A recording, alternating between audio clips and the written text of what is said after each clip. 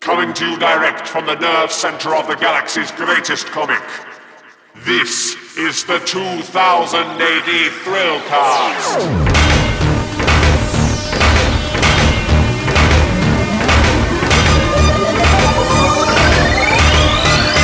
Borak athletes, and welcome to the 2000 AD Thrillcast, where I hope you're in a festive mood by now.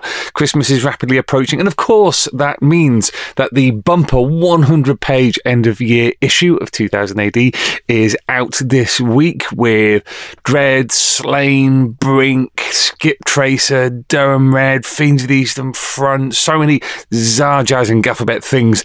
Make sure you pick it up and treat yourself this Christmas tide. Available from all good comic stores, newsagents, and online for anyone who's unable to get a physical copy.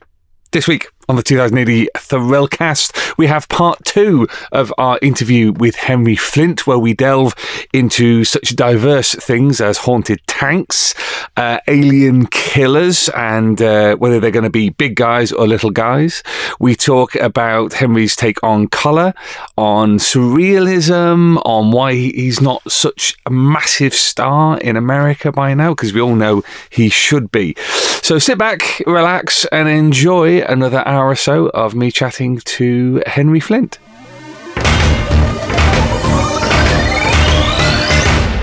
So we've talked a bit about your early comics influences, so your Ken Reeds and Jack and Jills and all that and the other. Yep. But did you always want to be an artist? Was this a thing from early days? I did always want to be an artist.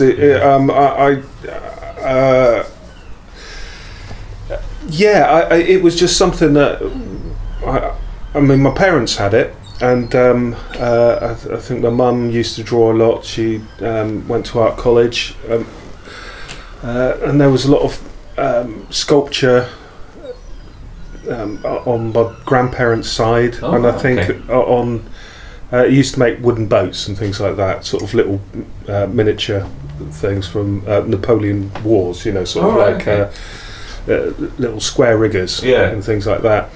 And then there was, on my dad's side, he used to be an architect and do lots of detailed pencil drawings of churches and things like that. So it very much in the watercolour, but very, you know, making sure every single stone is drawn, that type of detail.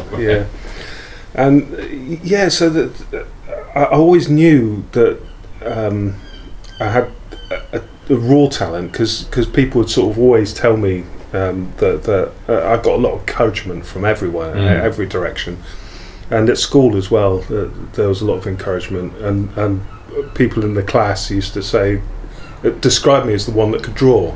You know, that was who I was. So and I always thought, well, I'll be extremely lucky if I ever got a job drawing, and I think comics is one of the very few industries that you can draw. And it's not just drawing, because you don't want to draw the same thing every day, you know, or having to redo a job. And that would be so tedious. Comics is one of the few things where you do a drawing, it's done, it's finished, you send it away, you're on to the next one, and you can do 2 or 3 drawings a day, you know, and not redo them, and that is bliss. Absolute bliss. So it was comics you wanted to go into? I think so. I had a thing for comics as well, so I mean the two combined. And so it was I didn't know that that's what would happen, because it was always a dream job. It was something that if I could choose my future, that would be what I would choose. But you know, I should be so lucky. It was never going to happen. You know. So it was it something that you went off to college to do, or were there sort of other jobs in between? There were. What was there in between? No. I did a spell at King Rollo Studios. They were the people that did Mr. Ben. And so I did animation for a while, Not much, but just a little bit of animation here and there. I think it was working on some kind of bird or something. I forgot what it was, but they'd just completed. I think it was King Towser. It was the dog Towser. Yeah. So they'd just done that, and the guy who the director, he opened this door in this little cupboard and opened a drawer, and there was all these Mr. Ben cutouts with arms and legs everywhere. The originals. Right. I just thought, that's beautiful. That really is something. And I should have just taken a leg or something. That would have been terrible, but I mean, it was just nice to sort of see all those little things. But yeah, so I did that for a little bit. Then I went to college for quite a few years because Thatcher just funded everything, so it was all free back then. So as long you could make your further education go as long as possible, really, and you get paid for it. So we did. So I had 2 years at doing a BTEC foundation course in art. Before that, I did a year technical. I wanted to be an architect. That was what I thought would be best to get following the father's steps, kind of thing. Because I was into drawing, I thought being an architect was the way to go. But I did about 6 months of that and thought, I don't like this, I can't do it. I think it was a lesson all about U-bends and toilets, and I thought, I don't want to do this. So I thought, that's it, no, get out. So I got out and I finished a few O-levels and things, and then got myself onto this art course.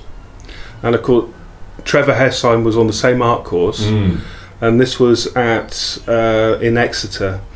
So we did 2 years there, and then I think Trevor went down to Cornwall to do a further 2 years on an HND illustration course. We're based in Redruth at the time, in this big, I think it was about 5 or 6 story high building, but it was the highest building in Cornwall until you get to New York. Right. You know? So it was quite tall.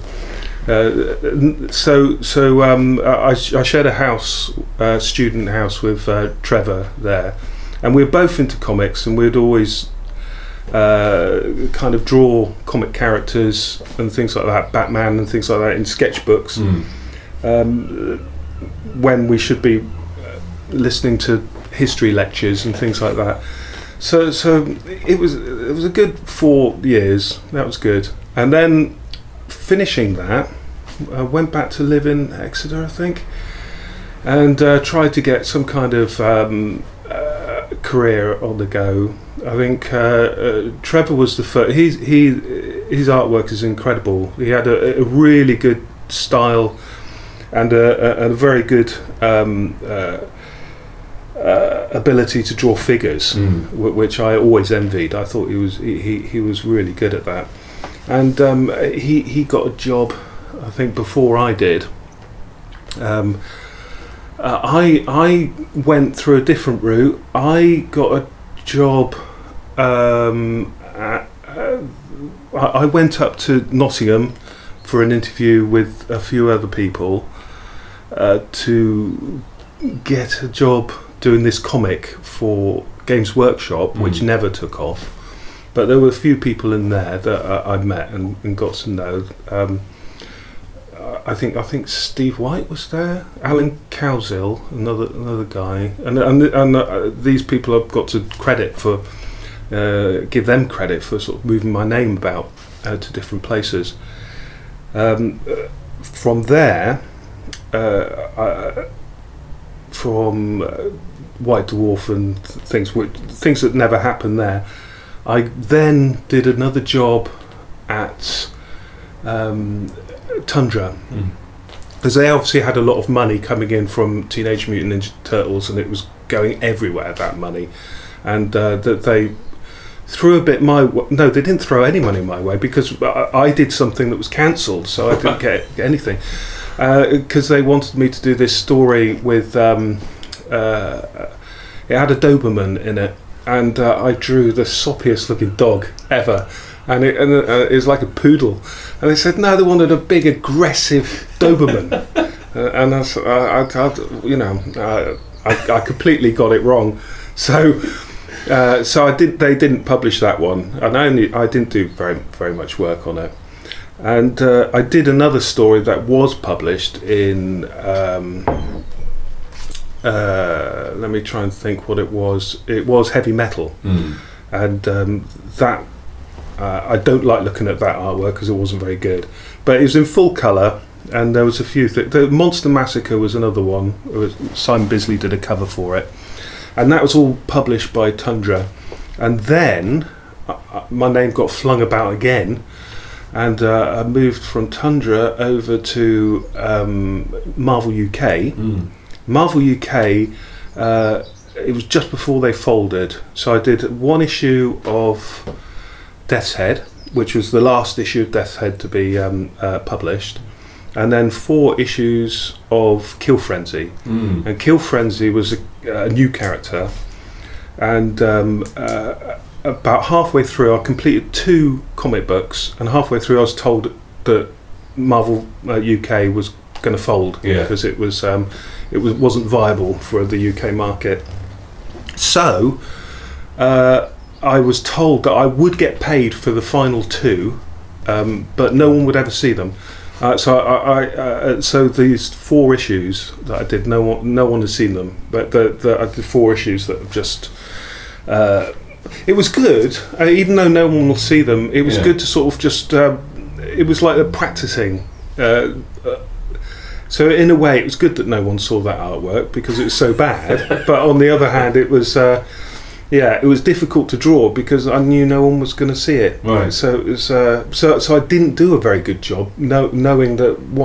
Why should I do a good job? What's the point of doing a good job? Yeah.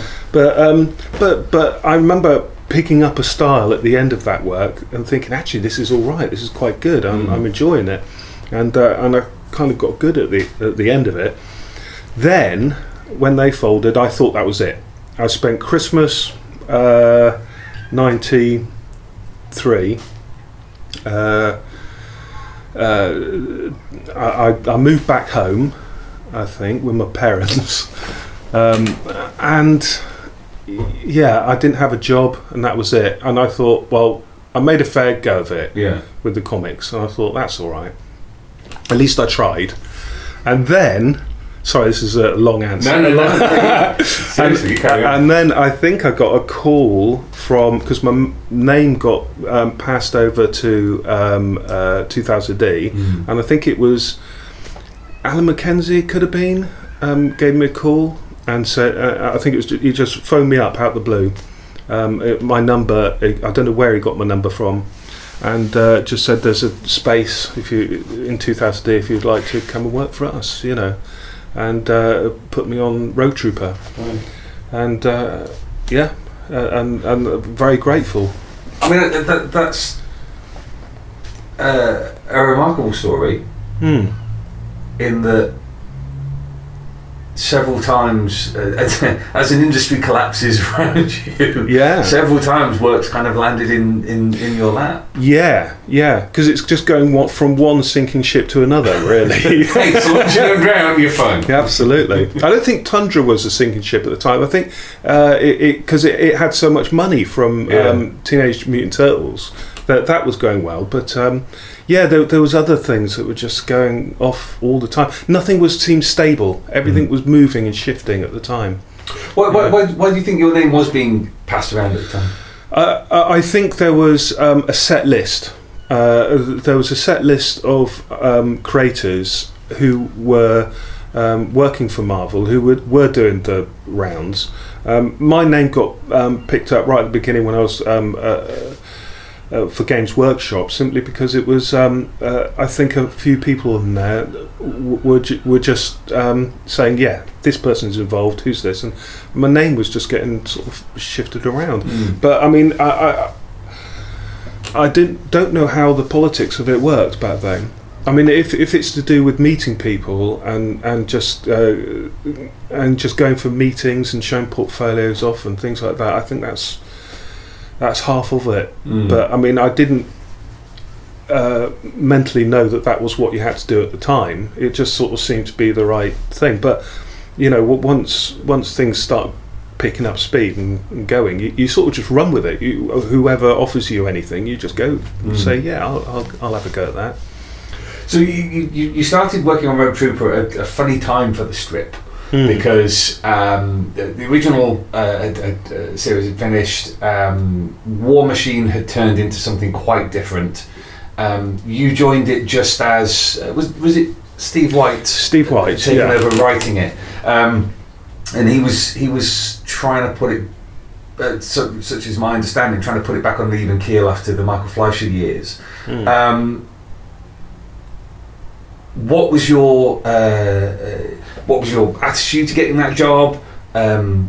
What kind of direction did you want to take it in? Yeah, it was interesting because when they offered me Road Trooper, I mean, I'd never turned down anything that they were going to offer me, but like it was the last thing that I thought that I would get, to be honest, because Road Trooper never seemed to be something that I'd want to do or pick as a favourite character to draw. I'd probably draw something a bit more surreal, a bit more sort of out there, rather than, because Road Trooper it was very grounded, needed a grounding. So I had to sort of relearn a style and see if I could sort of change the way I worked to change it into a more grounded. I don't know if I succeeded, and it was too cartoony, the stuff that I did, but. Yeah, so I did try and change, and I remember going up to a comic shop in Exeter and buying a load of G.I. Joe. I think it was G.I. Joe or no, Sergeant Rock. Oh right. Comics, and by Joe Kubert. Joe Kubert, and trying to figure out how good that looked and what Road Trooper needed, and I might have gone down the wrong direction, but I was trying to make it sort of this American GI thing, and I gave Road Trooper some flares and that loose straps around the helmet, and try to give him a bit more of a. If I could give him stubble, I would have given him stubble, but like I don't think Road Trooper GIs grow stubble, do they? No, they don't. So, yeah, I think I was just trying to have a different take on it. I should have gone down the Dave Gibbons and had a look at the original artwork and gone, okay, this needs to be like this. Because Steve's scripts are very heavy on the kind of high-tech military technobabble kind of stuff, weren't they? Yeah, lots of descriptions of what guns people are using and things like that. I can't remember a lot of the scripts. I mean, I haven't read any of those Road Troopers for a very long time. I mean, the first issue I did, there was a huge mammoth, and the mammoth was had homes and people living on its back in this big house. And it was just it didn't seem to me like a Road Trooper thing. It seemed to me like something from Conan or you know, it's like a fantasy thing. But you know, I should have drawn it like a future war thing, and you know, perhaps I didn't. Perhaps I'll you know, but that it's all learning, isn't it? You know, you kind of you got to know your genre before you start doing any work. You know what actually it is. What type of story that you're trying to tell? What was editorial's sort of feedback on what you were doing at the time? I don't think I had any. Right. No, I think they was accepting the work, and as long as it was on deadline, I think it was good. Right. Yeah. Because you were alternating with Steve Tappin, weren't you? Yeah. Was there And we did have a little chat about this before we started recording. Yeah. You said that I looked very much. You thought that we were one of the same person. Yeah, I was a teenager. What did I know? There was a similarity there that didn't necessarily click immediately in my head. Yeah. Were you riffing off one another? I knew that when Steve Tapman's work was in the comic, I was thinking, oh, that looks similar to mine. Yeah, and I did, and I think that was, he had probably a lot more flexibility in his own work and skill that he could change. I mean, Steve Tapman, I kind of met. First of all, when I went up to Games Workshop, and I met him up there. I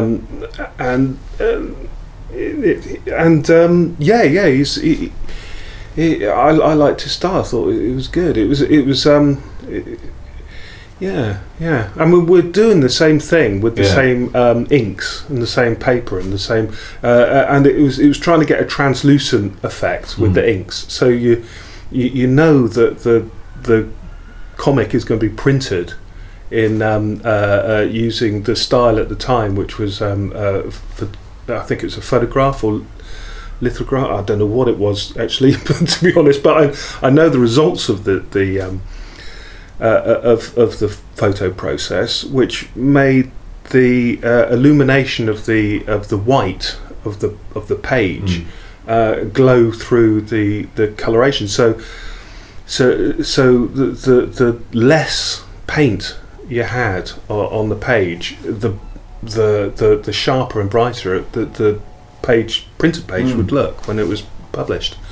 So I think me and Steve knew that, and we sort of had the same technique just out of that, really. Because obviously there was a lot of people trying to do the Simon Bisley method, which wasn't particularly good for the process, because it would lose a lot of the translucency of the artwork, and but yeah, so some worked, some didn't. It was, I think it was just the paper quality of the thing that needed that kind of approach to the work. But what did you learn on that strip? Because you did it for quite a while, didn't you? Yeah. So I think it was a year or so. I think it was. Trying not to be so cartoony, because you know, you look back on. First of all, you've got to look at what 2000 is, and it is about anti-heroes, and to draw anything slightly cartoony, it isn't good, because it's not a cartoony thing. You have to be gritty, you have to be real, you have to draw figures that look like figures to begin with, and you know, and so I had to change that look, and get a bit more professional, get a bit more you know, because I wanted the readers to sort of believe what I was drawing was real, and when you're drawing in such a way that it doesn't look real, that can be a real setback. So it's constantly learning, and when every day you're just learning things all the time. It was a bit of a dark period for 2008, kind of mid to late 90s. Were you conscious of that as a reader and also working for them? It was it was a very strange time. I'm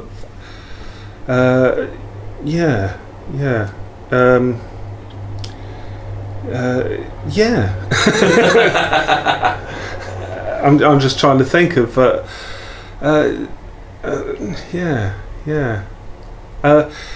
I wasn't aware of how 2000 AD was right on the edge of people say that it was going to be cancelled, and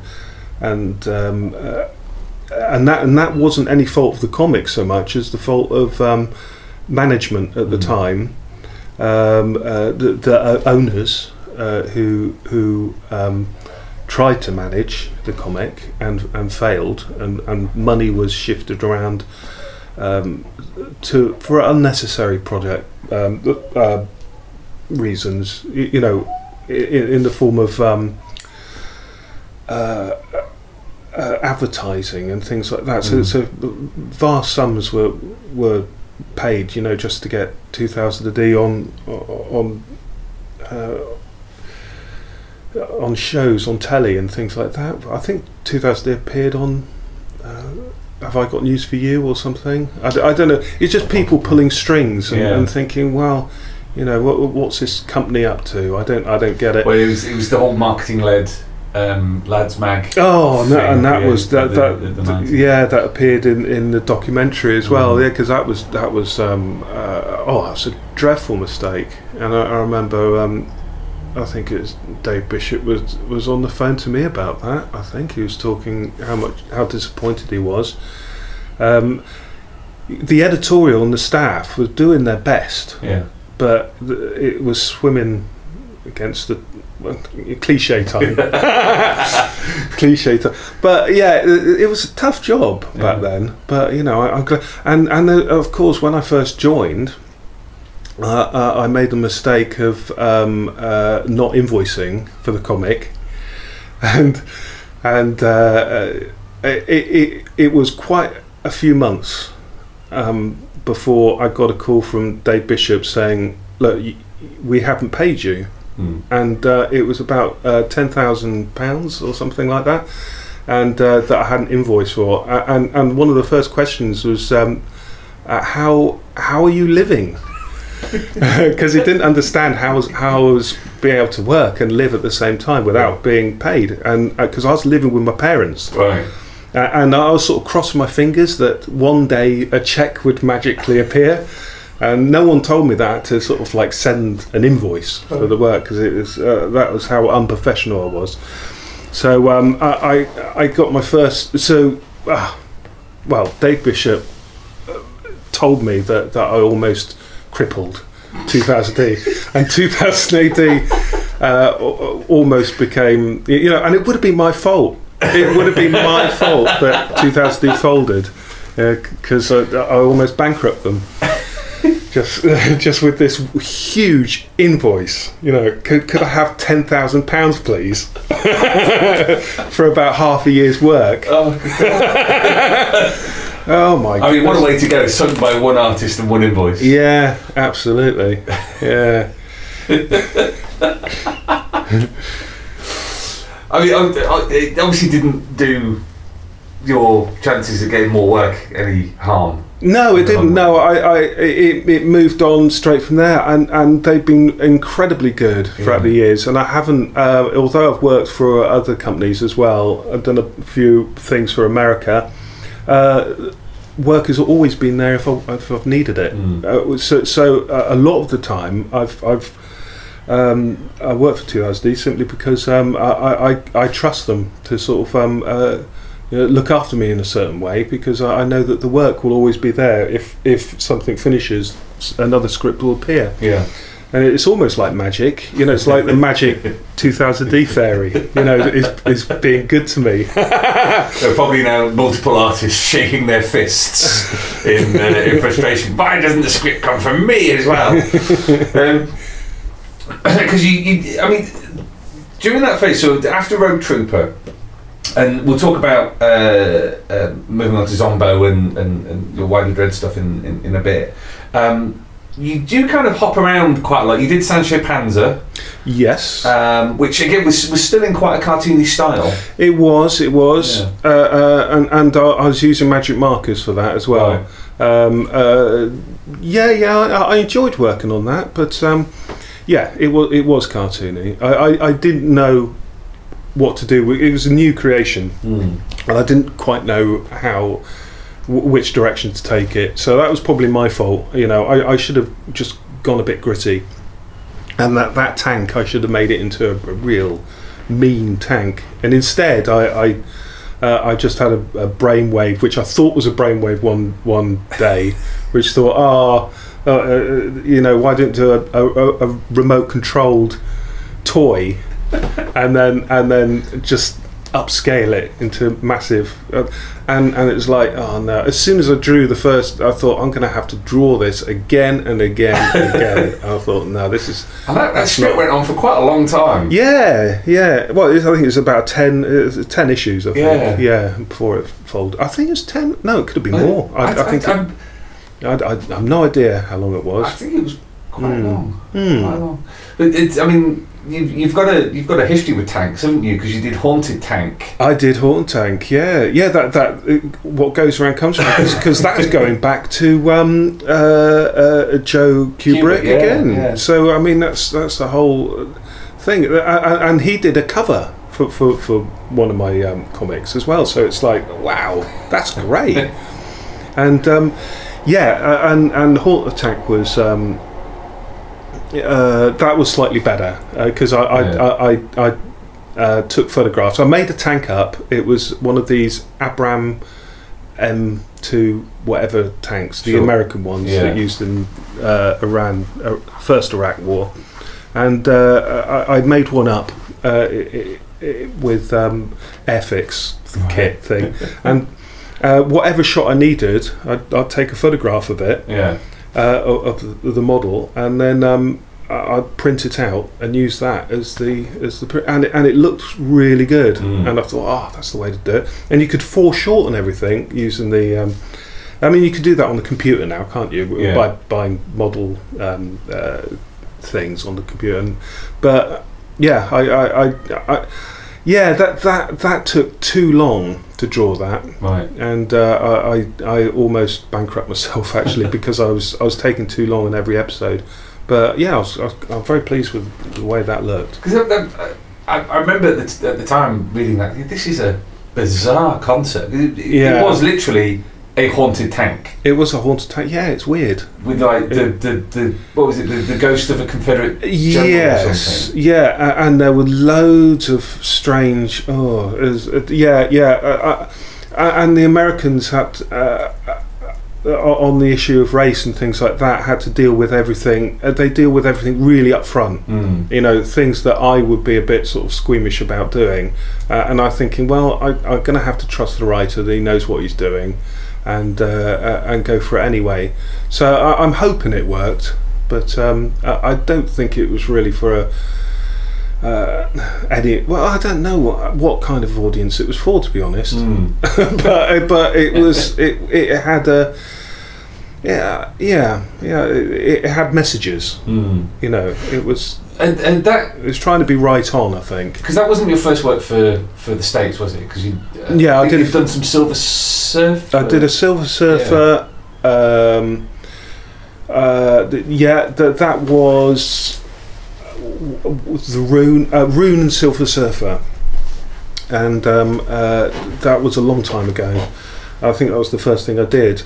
And I did the pencils and someone else inked it, and I had a message from my editor at the time, and he said the inker is having problems because he doesn't know how to ink your pencils. And I just thought, oh.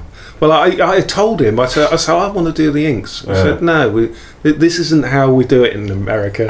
So, you know, there's a penciler and an inker, you know. So, but my stuff, you know, I need to ink my own pencils. Is it because they're sketchy? Is there a lot? Are you one of these artists where most of your work is in the inking? Yeah, most of the work's in the inking. Right. I think I was just doing rough outlines with the pencils, and there was a lot to the imagination, and I thought a decent inker would just know what to do. And of course, you know, an inker, you know, you got to put everything there so that they don't. And if you leave a gap, thinking, oh, I'm going to fill that up with something amazing, the inker will just see a gap and just won't do anything with it. Just leave a blank space. And I was looking at the artwork, saying, well, why has he left a blank space there with nothing in it? And then I'd look at my pencils and go, well, you've left a blank space there. So, right, but it's learning all the time, isn't it? It's just constantly learning. One thing I wanted to ask about was about colour, because with a lot of your stuff, particularly on Dread, you've been coloured by Chris Blythe. but you've also done stuff yourself. Was that a conscious desire to colour things yourself, to do them the way that you wanted to do? Yeah. I think it was an idea where you have an idea of where the colour's going. You think, I think it's sometimes you want to see a finished product exactly how you think it should look. And I think especially with Zombo, I coloured that all myself because I wanted to get a kind of feel as though I was part of the whole process, beginning to end. But I don't think it's necessary with Dread. I don't think it's necessary that I colour that in myself, because the feel of Mega City 1 is already established. So Chris Blythe obviously colours my stuff. He sort of knows the feeling of Mega City 1, so he can do a good job of that. So it's just a matter of but sometimes I think I'll step in and have a go simply because I fancy it. I think more than anything. How does that impact the way that you do things? Because you've already talked about how a lot of your work is in the inking. When you're colouring, when you know you're going to colour your own stuff, does that affect how you then ink something? Because you think, I'll fill this in later. Yeah, I mean, there's lots of ways of inking to make the colouring work a lot simpler. If you use lots of blacks and fill out everything. Or you could almost like paint bucket the entire page in one colour and it would work. But if you're just using line very sparingly, it does put the colorist has so much work to do because they can't just put one colour down. That they have to rearrange the whole page really and start from scratch. But I like to fill the page out, and hopefully I'm not too bad for colorists. It's difficult to know whether one person is easier than the other person to colour. I don't know. Because thinking about the whole kind of one colour thing, there's that wonderful moment in the beginning of Enceladus where Dredd orders the ship blown out the sky, and that's mostly red. Oh yes. I can't remember. Did you colour Enceladus yourself? Oh yes, I did that one myself. And they're all in a room, and I think it was like some kind of command room, and there was I just thought of like a U-boat, like having emergency lighting. Would be just all red, but of course then you've got buttons which are different colours, and so you've got nice yellows or something just lighting up one side of bodies and things. So that kind of works quite well. So although it looks all red, you sort of cut little bits out where the light's shining and things. It's just one of those nice things to do every once in a while. Do a bit of colouring. I was going to ask if you enjoy it. I do. And you kind of think, well, I've been doing pencils and inks and this, that, and you just think, just get on the computer and do some colouring because you can sort of it's another form of switching off and doodling and enjoying it, and it's just another way of expressing yourself, isn't it? Sort of putting a bit of colour on sometimes. It's but Matt's very good. Sometimes you just say, do you mind if I colour this? But that's another thing. It's time. You don't get a lot of time sometimes to do things, and usually it's better just to get the story out there. Ink it up and done. Otherwise, you could be spending 6 months on just a couple of episodes, and it's just if you're doing everything yourself, and it's just not viable. Well, financially viable for myself if I colour stuff up. I can do it, but it takes me a long time. I can only colour about like 2 pages a day anyway, so I mean that's I can't live on that. Because this is what I find interesting. having talked about how American comics weren't a huge influence on you when you were younger, the fact that there is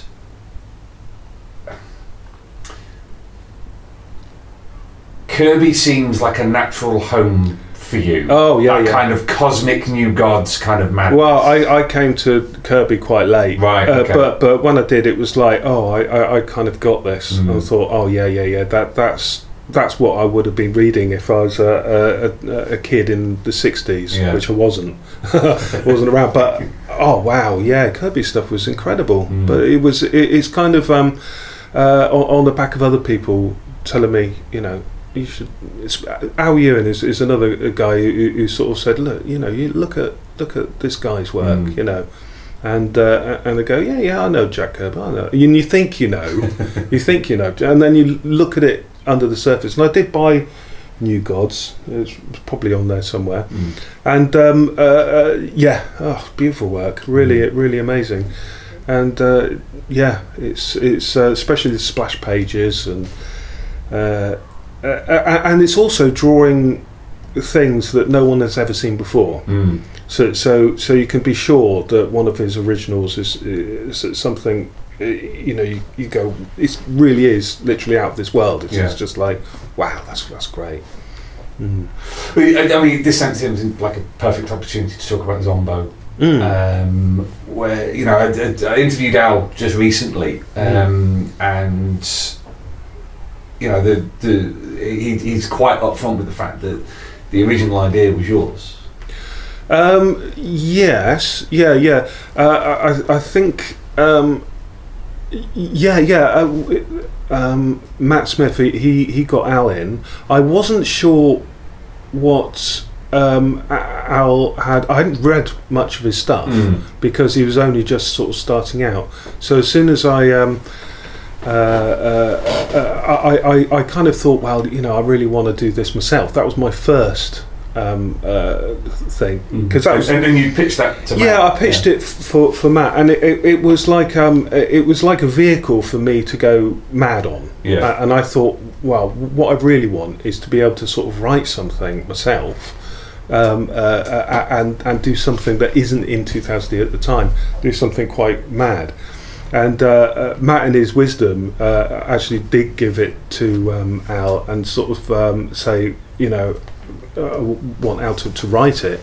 And I thought, well, okay, we'll give it a shot. And I'm really pleased he did, because my take on Zombo would have been completely different. It would have been, it wouldn't have the humour, and it would have been a bit more surreal, because what I was trying to do was something along the time Lost was on Channel 4 at the time, and I wanted to do something on the lines of Lost, and also I'd watched the Grapes of Wrath, which was an amazing film, and I just thought, well, people on a raft just going nowhere, and also having surreal elements where people would just go in circles and in a maze, you know, nothing. One of the things that I wanted to do was have nothing explained, and to have everything up in the air. Everything was a puzzle. The readers wouldn't know where they were. And I just wanted to sort of annoy everyone just by having a story with no story, you know, something, and that wouldn't have worked. It might have worked for like 10 issues, and then that would have been it. And say, well, it was an experiment. It was just one of those things that happen in 2000 every so often that come and go, and then people forget about. And so it didn't have any longevity, my idea.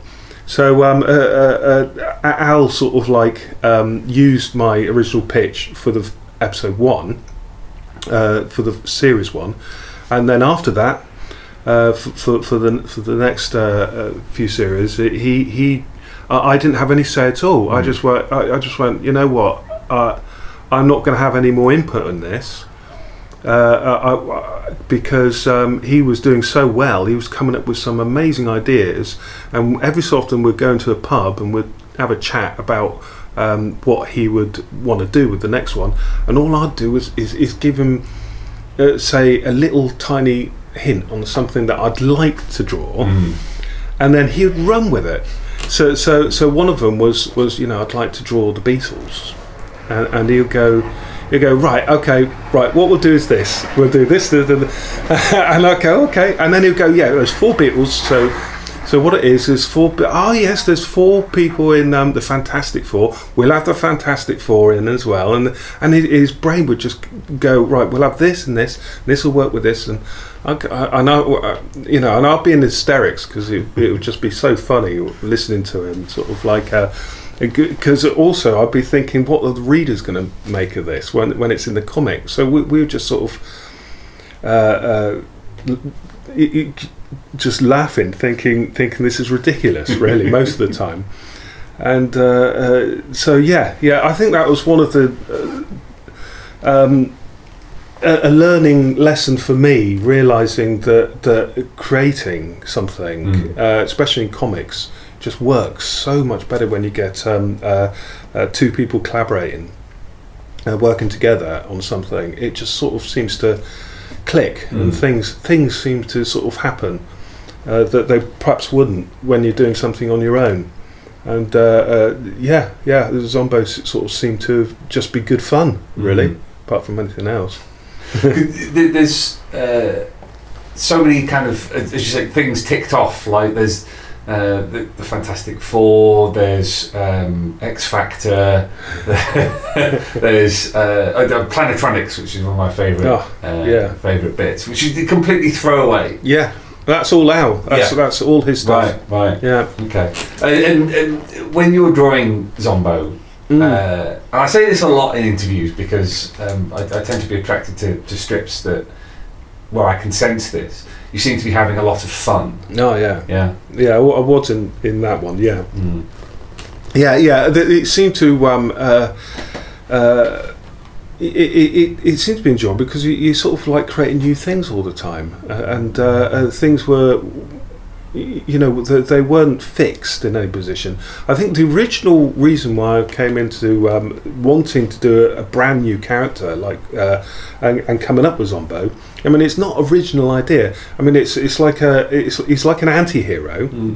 So immediately I just thought, well, okay, zombie. We haven't done a zombie anti-hero in 2000 AD, and that's what 2000 AD is all about anyway. So let's do that, and I need a story now. So the story sort of evolves, and you go through there, and then it's.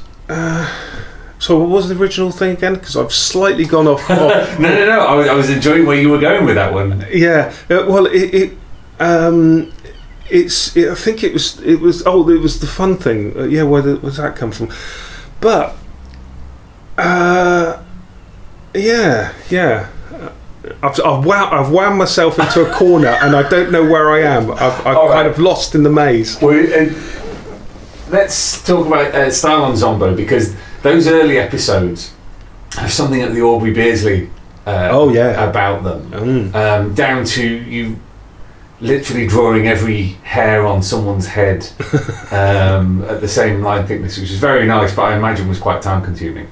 Oh, there is a method I draw to make that quicker. That's not too. You can get into a therapeutic line work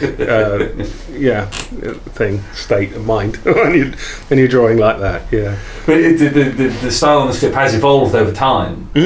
So as you seem to have become more comfortable in your style, the latest series, I know this was a few years ago now, is much more in keeping with the kind of stuff you're producing these days. That kind of slightly dirty, slightly gritty. There's more your style than necessarily being able to point at it and go, well, that's influenced by this. Yeah. There's a lot more. I want to get sort of like into the pen and ink a lot more. I've tried dip pen, and I can't. Every time I go, I want to do dip pen again. never works out, and it always frustrates me. But all you need is a good gel pen, because they run really fast, and it's about getting that line really quick, and that line not having faith and confidence that line will be a line. But even though it takes a split second to draw, you don't want it to break up. So sort of a gel pen or something like that is perfect. But yeah, it's about I think the style. It always changes and evolves through time, and I'm trying to get a style now that is more like a 70s thing that people were trying to do. Those architect pictures in the 70s with people in flares that you'd sort of transfer and put onto architect pictures, that type of thing. But the lines would be so thin that you just go, oh my goodness, how thin? What kind of? But then you try it out yourself, and it becomes scratchy. It's too scratchy. So you got to sort of weigh up fatter lines next to the thin lines to make the contrast work. Between the two, and it's trying to get that weight right, and I haven't got there yet because my work doesn't look anything like those architect pictures. So it's constantly trying to sort of figure out how they did it. Yeah. But it's interesting that you're constantly seeking to evolve your style. You've not kind of settled on this. You mentioned Audrey Bisley as well. I had a thing where a few years ago, sort of like went through a phase of just loving his work, because I'd never really appreciated his work until I bought a book on his stuff and just went, whoa, this is incredible. Especially when you think about he died when he was 25, so all his work, that you see, and he influenced the 20th century really because before Beardsley you'd have all the Victorian cross-hatching illustration, then afterwards it would just be the whiplash line everywhere. So you kind of use that as a basis of where illustration has come from. Today's illustrations come from, and it all originates with Bisley. Sorry, Beardsley. Oh no! Wow, what a contrast! I know. Bisley would like that one. He'd go, yes. He'd go, yeah, that is me. I did influence the whole of 20th century. Thank you very much. One aspect that Zombo that really shines through is and we've kind of touched on this already, is your clear love of surrealism and absurdity. Is that harking all the way back to your kind of love of Ken Reid? Oh yeah. And it's more of a comedy thing as well, because I did art history, and I realised it comes from Dada and all that thing in after World War One, and there's no humour in it. It was all sort of dark and self-destructive. And then I think in the 80s it became a comedy thing. And Vic and Bob and all that, and surrealism has got sort of a two-edged sword to it now. It's either one thing or and I like that. I like the combination of two normal things, put them together, and you get something strange, and it's things, obviously, again, things that no one has ever seen before. That can only be an eye-opener, really. And it works in comics. Surrealism in comics is just a match made in heaven, really. You can do whatever you want. Literally whatever you want. And it's like in comics, you can have like a cast of thousands. You can get any actor you want it to play the lead role. You can spend millions and millions of pounds on special effects, and it's all there.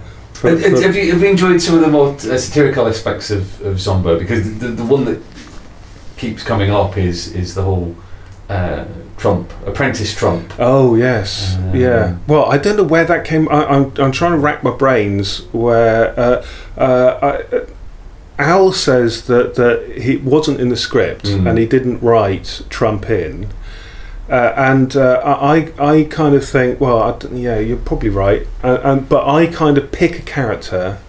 I don't do it anymore. It was just with Zombo, and I just thought, well, keep it with Zombo, just this thing of picking actual real people to play the parts of whoever you're drawing. And I thought that was an interesting little thing to do, because that first worked out with Russell Brand, to putting him in it, and then suddenly I thought, well, you just put in all these famous people, and it's quite good fun. And then Al had fun with it, and he was suggesting other people to put in, and it was great. And then with Trump, it was just like trying to think I think Al might have said someone like Trump, or I might have just said just thought, well, I'll do a president. What would be the most absurd person to be the president? I'll put Trump. Make him the president, And it's just a strange. But it doesn't look like Trump. The way I've drawn him doesn't look. I just sort of taken a likeness. I don't think I used a photograph. I just sort of went into my head and just thought, well, what does Trump look like? And tried to think, and draw a Trump-looking character. I knew vaguely that he had his hair was just very thin, so I just thought, well, I'd do that. And we're laughing about it now, but inside we're crying. One thing I love seeing on social media is your doodles when you're watching TV, and tell me a little bit how they come about. It's a long time ago. I was on a holiday in Butlins, and it was trying to sort of had a young daughter. She's we're on holiday, getting no time, no time to myself, except for like a couple of hours at the end of the day. Yeah. So I was watching telly and doodling and thinking, I don't really want to draw anything. I don't want to draw a figure because it's using my brain, and I don't want to use my brain. And it kind of sort of just emerged in a scribble, and a scribble turned into something. And I had so much fun with it that I kept on doing different variations of it on following days, and just thinking, I love this. I'm just getting something out of it, really. And there was a book released on the first set of doodles I did. And I really just call them doodles because they're not anything else. And I'm trying not to be pretentious about it, because it does look to a lot of people that it is sort of pretentious arty stuff, and it's really not. It's me just trying to relax and just do something that isn't. Unscramble my brain in some kind of form, and to do that just by switching off, it's like an on-off switch in my head. You just sit down, blank piece of paper, and scribble the hell out of it and get something done. And I still do them today, and with different variations of it, and I get a lot out of it. And if it's about decompression, if it's about kind of switching off, do you think that has a beneficial aspect when you do come to sit down and you've kind of got the static out of your head, kind of thing?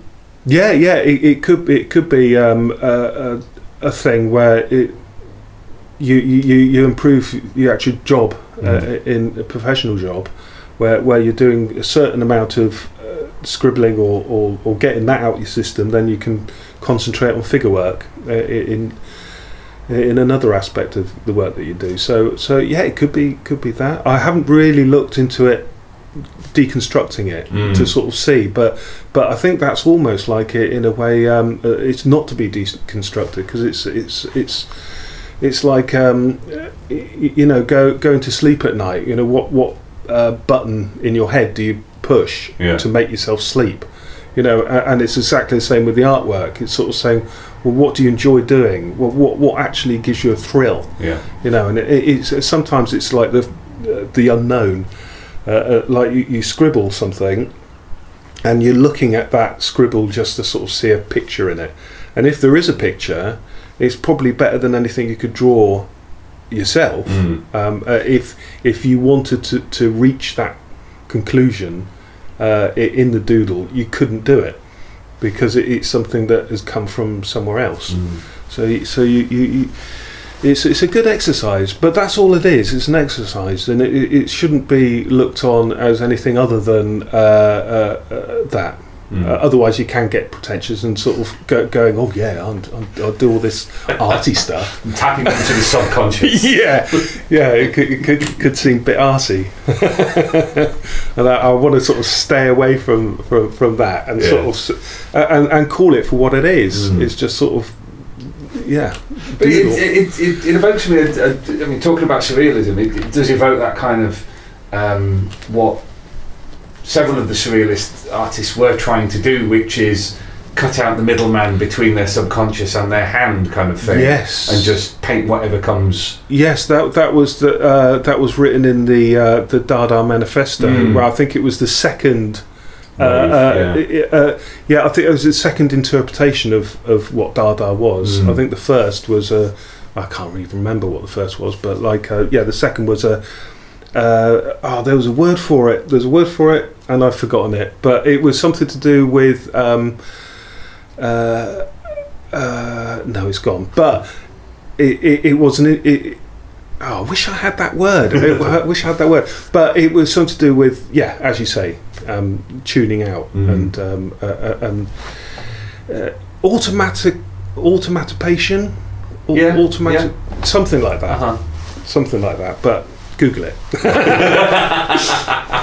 Little job for the listeners there.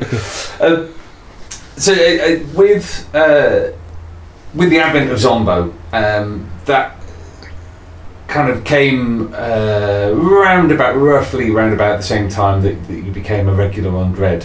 And it feels like with those two strips you've made your mark. That's Henry Flint. That they're your defining strips now, whereas before, to a certain extent, you were kind of, because you did a bit of Nikolai Dante, you did Nemesis, you did this, that, and ABC Warriors, because I was doing other people's characters a lot, and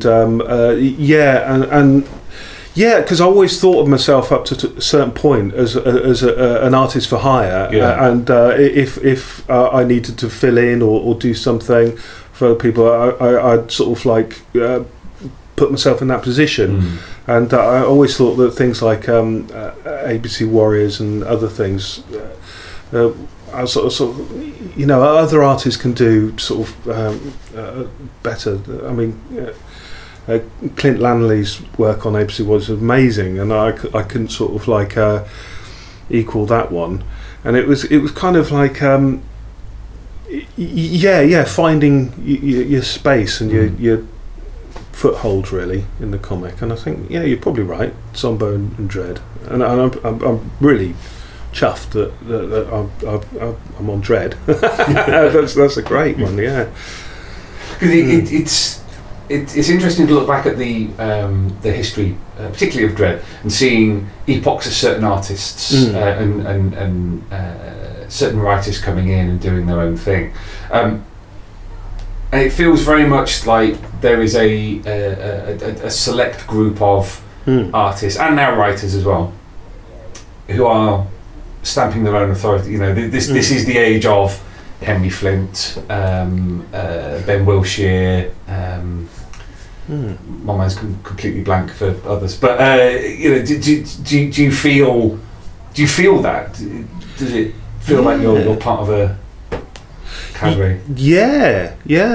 Even though I've been in the comic for such a long time, because you always look back on your old stuff and think, oh, I could do so much better than that, and you think, well, you know, you're striving to sort of reach a certain amount of standard for yourself. And the comic does have, because for me there are epochs in the comic as well, because I'm trying to sort of think of all the artists and creators that were in it, and when I think of the generations, I think of say anyone who was in the first 100 progs is part of the first generation, say.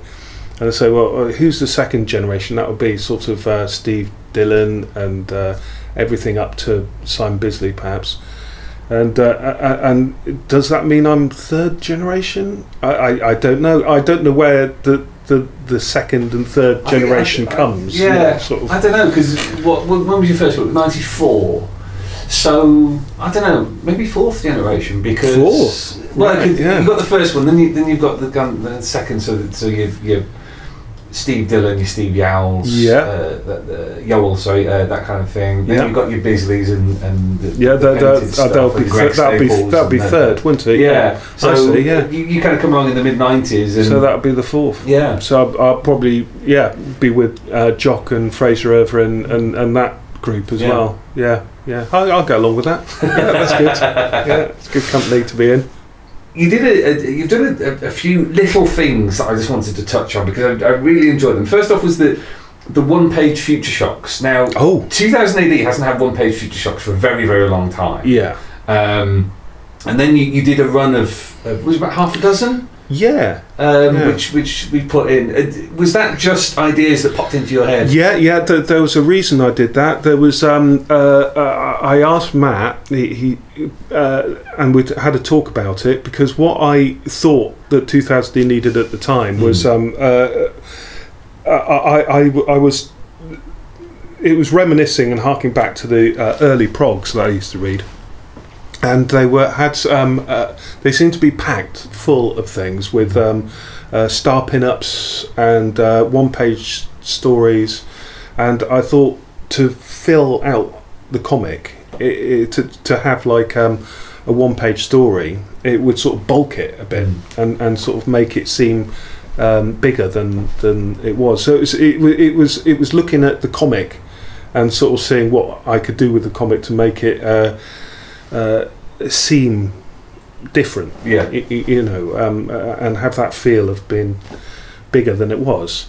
So I think that was the main reason, and I think Matt quite kind of like thought it was a good experiment, sort of to go with it. He originally wanted to call it Henry Flint's Alien Invasions. And I actually did think about it, and I thought, no, it can't be, because I didn't want that attention, because it seemed a bit egotistical, and so I suggested to Matt that it should be Tharg's, you know, because it's Tharg's comic, you know, he has the right to call his strips after himself, you know, that I thought that would. You know, it's all about Tharg, isn't it? The whole thing is Tharg is the master. I'll begin this podcast with Borag Tharg, and I'll end it with Spundig Berthrig. So, you know, gibberish that Pat Mills and Kelvin Gosnell and whatnot came up with 40 years ago. We're still repeating now as mantra. But it leads into this whole question about humour for me, because there's obviously a lot of humour in something like Zombo. You've done stuff for the Free Comic Book Day issues, like you did a game at one point. You did those little Future Shocks that were great. How important is that element of humour, dark humour quite often, but how important is that for you? Yeah, I think it's things that will make you laugh, really. Yeah. If you think of what will make you laugh most of the time is the reaction that people will get when they read it, and what you imagine them reading it for the first time. You kind of go, you know, you just have a chuckle with yourself. But I'm not. I can't say I'm that good at. I get the odd little idea, But an idea here and there doesn't make you a writer. It really doesn't. And you're kind of aware of that, and you go, it's. You try and get your little ideas in to places, and then and have the major framework based around, written by actual people who can do the job properly, the actual writers, and you just hope that your little idea will just sort of be implanted in these various things that you do. Yeah. So thinking about the early comics that you were reading, now you're dyslexic. Oh yes. Yes, I am. How important were comic books in aiding you to read? Very. I can actually remember,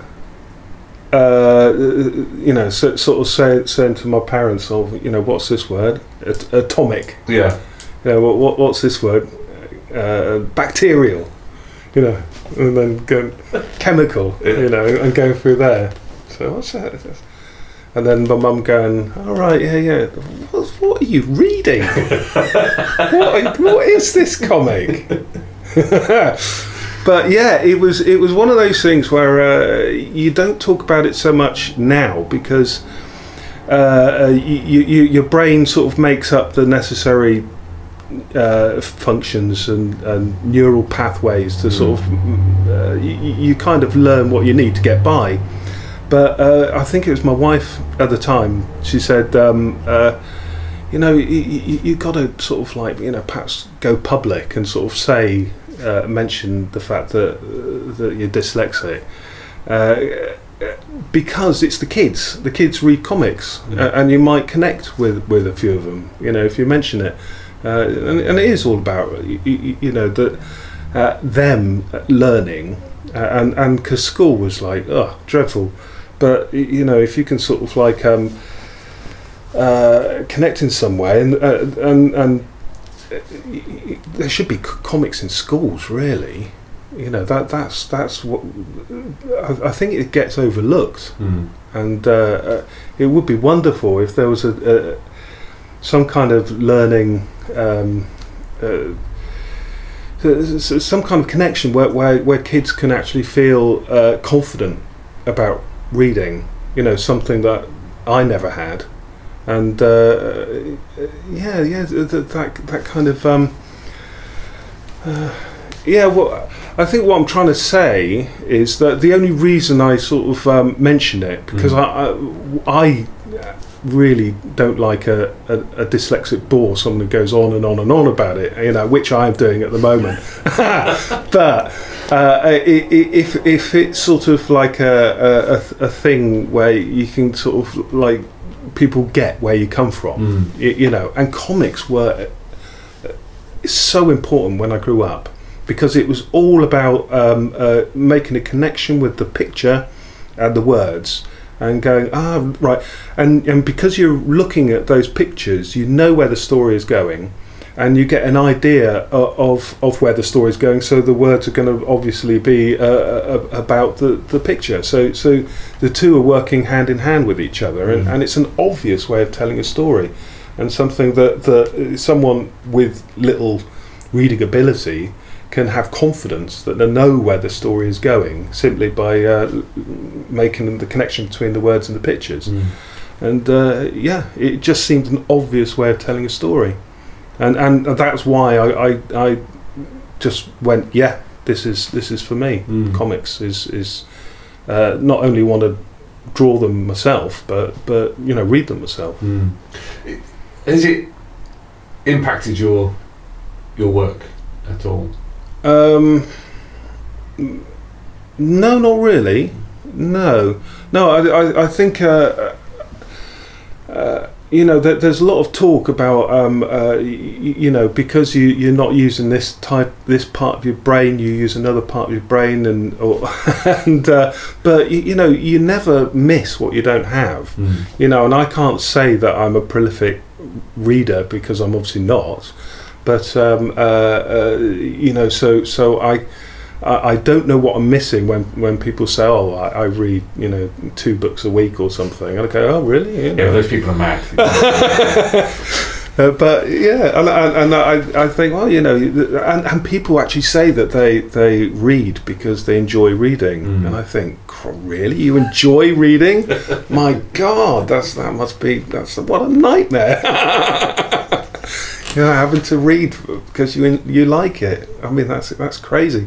But I do listen to a lot of audiobooks, and that's where I get my education. Right. Yeah, my literal. No, not literal. Yeah, I can't say it, so I won't. Yeah, that's where I get. I can barely say it. Let's face it. You've been responsible for 2 kinds of Dread. You've got the main strip in 2000 AD, but you also did the movie tie-in with Arthur Wire and the. Yes. Yeah. So you looked at me really quizzically then. It's like, did I? Which has just been rounded out with Final Judgment with Alex de Campi and Arthur. Yeah. Obviously, that's a slightly different kettle of fish. You can't use Carl Urban's likeness. No, apparently you can't. Yeah. No. I just put Dread, usual big chin Dread, and put him in the suit, the film suit.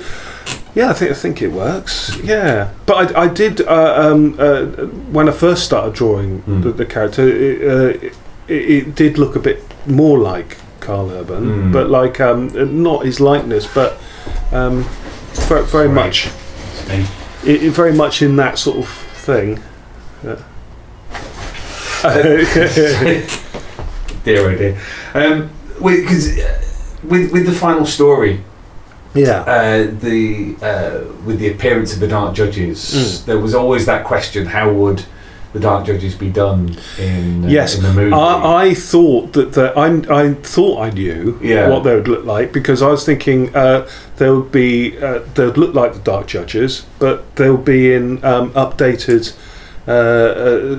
Dark Judges uniform from the movie. So it'd be simple. It would just be like drawing the movie judges, but with slightly elaborate. But no, that they had a completely different idea. And I think it was just a matter of getting on board with what they had in mind and doing a more Carpenter like the Thing, and I think it was just more movie-esque in the way that not necessarily giving the readers exactly what they were expecting, but like going for sort of that horror element of it, because I think put in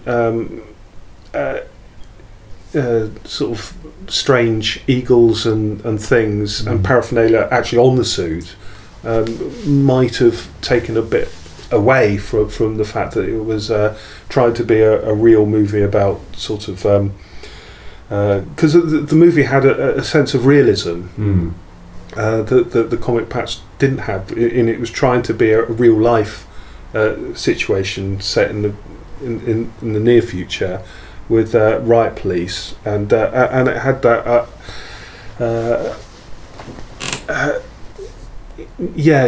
I mean so doing the Dark Judges was difficult because you had to lay off a bit of the fantasy, if you know what I mean. But we've already mentioned how your style has evolved so much over the last sort of 20 years and continues to evolve. Where do you see it going now? Obviously, you're firmly established on Dread. You know, the Small House is not the end of your collaboration with Rob on the strip, but feels like a kind of defining moment. What's next for you? Well, I think ideally, if I could choose, I'd probably I'd do a lot more work with Rob, and I'd just sort of do loads and loads of Rob dreads. That would just make my day, because I mean I think that would be something actually, because I mean I'm really pleased with the last, with Titan and everything. So I do some more Zombo with Al. This is all in an ideal world, but also I wouldn't mind doing some more creation stuff. You know, working with other writers, but on brand new characters, because I think new characters is something that when I have so much fun, you know. In the beginning days of doing these things, I mean, with Shakara, obviously, and sort of Zombo, right at the beginning of those, you know, they seem to sort of spark some new interest in comics for me, and I go, ooh, what's possible, and the sky's the limit, and you just think, oh, this is great, and so it'll be new stuff, really. I'd be into doing, yeah. So one of the strips that is a particular favourite of mine is Chikara, which you did with Robbie Morrison, which sort of harking back to talking about the doodles. Oh yes, almost feels like you've kind of opened up the sluice gate and everything's pouring out, because that's bonkers. Yeah, I had lots of fun with that one. I was asked, what would you like to draw? And I think I said something. My answer was ridiculous. I said I want to draw loads of new stuff. Yeah. But I don't want to draw the same thing twice. And were you asked this by Matt? No, was it Robbie? It was Robbie. Oh, God. Can you just imagine going, and I think Robbie gave a similar reaction. No, he was very good, Robbie. He wouldn't have he wouldn't have mentioned anything. I think he even tried to accommodate what I said. Yeah. But that was an awful thing to say to a writer, because what is a writer going to do? Don't draw anything, because I mean it's a sequential comic, isn't it? You've got to draw everything at least twice. So what he did was just have new stuff in every week. There would be something new in there. So he did actually accommodate what I mentioned to him. It does accelerate.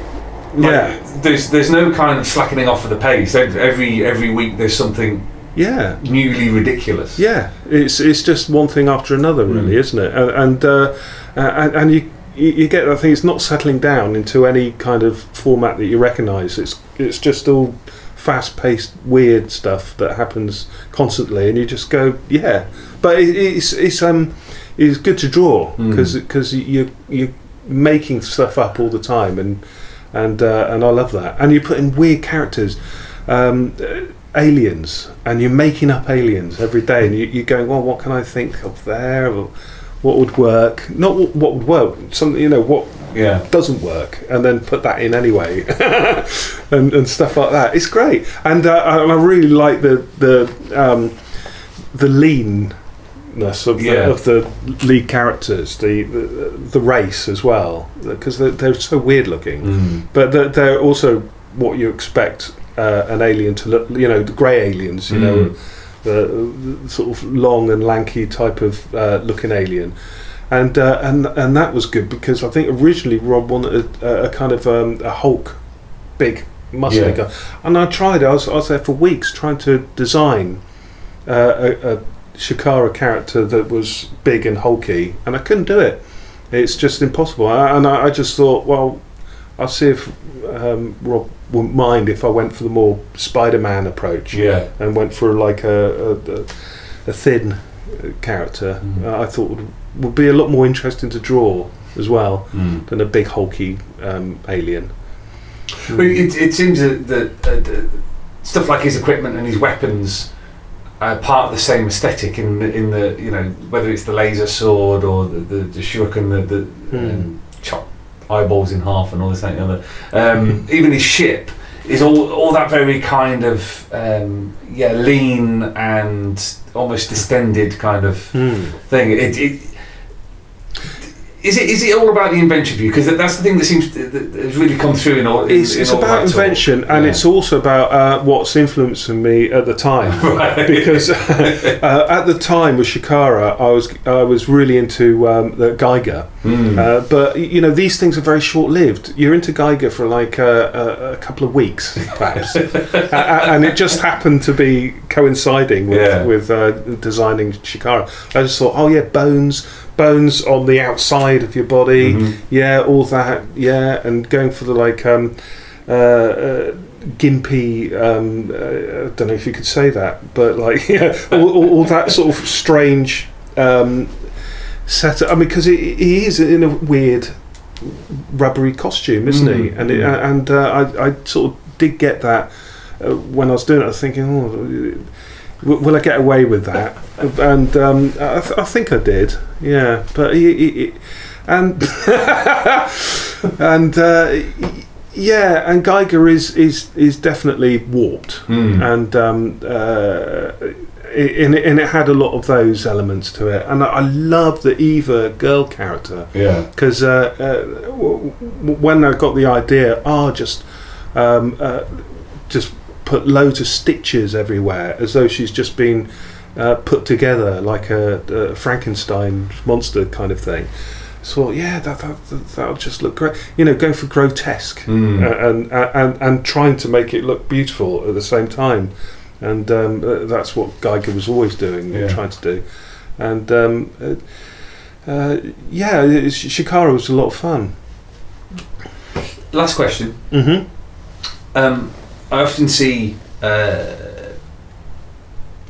bafflement, worry over the fact that America really has yet to snap you up. You're popular with 2000 AD readers. You've done stuff for America, but it never feels as if you've had that defining series in the way that you have for 2000 AD. Is there a reason for that? Is it just that you've not wanted to go out there and do stuff for them? Is it that you just don't connect with American comics in the same way? No, I do. I try and connect as much as possible with American comics. So I think the last time I had an opportunity, I think it was to do Hawkman. It was only a couple of years ago, and I did some tryouts for it. And I kind of didn't really, because the story had something to do with a load of other backstories, right? And it was like a middle thing to connect something up with something else. I just thought, and also it was written in the Marvel way, right. So there was no dialogue, and I didn't know what was going on. I had no connection with it. Yeah. I just thought I did about 5 or 6 pages, and I just thought I just don't understand what's going on in this story. It didn't have any connection with it at all. So I phoned up the editor and said, I'm sorry, but I can't do this. And he said, oh, that's all right.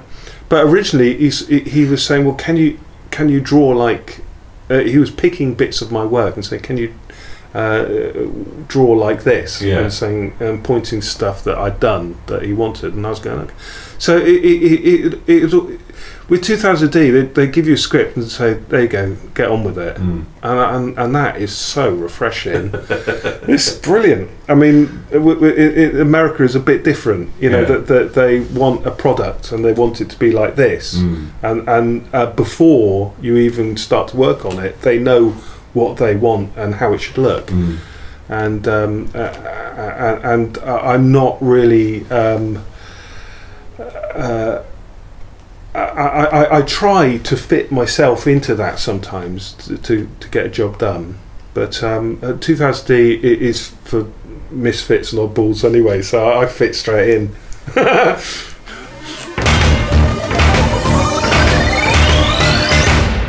Well, a huge thank you to Henry Flint for sitting down with us and chatting away. It was an absolute pleasure.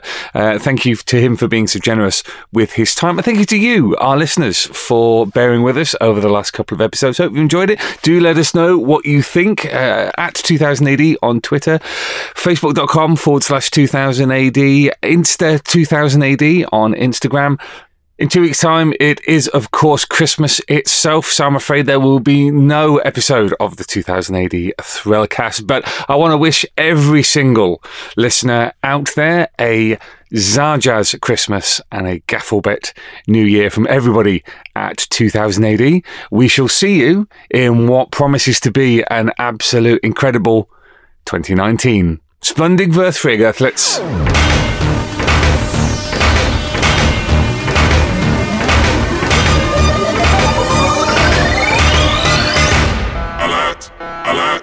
Alert!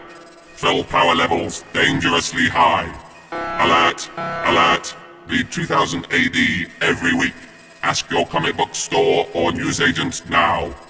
Subscribe to the galaxy's greatest comic at 2000adonline.com. Subscribe digitally on our apps for Apple, Android, and Windows 10. And download DRM free copies from 2000adonline.com. Alert! Stand by for urgent updates. Search for 2000 AD on Twitter and Facebook.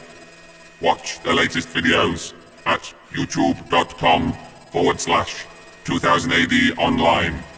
And follow on Instagram at Insta2000 AD. Program complete. Shutting down.